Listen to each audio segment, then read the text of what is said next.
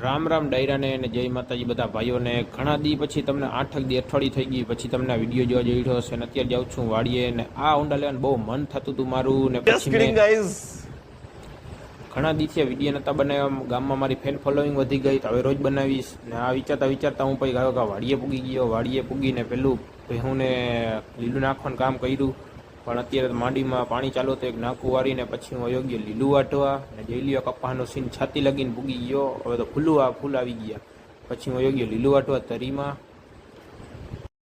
સમજ ગયા તન પાડ્યું ને લીલું નાખીને પછી બળતુંના ખીલા ચોખા કરવા માંડ્યો.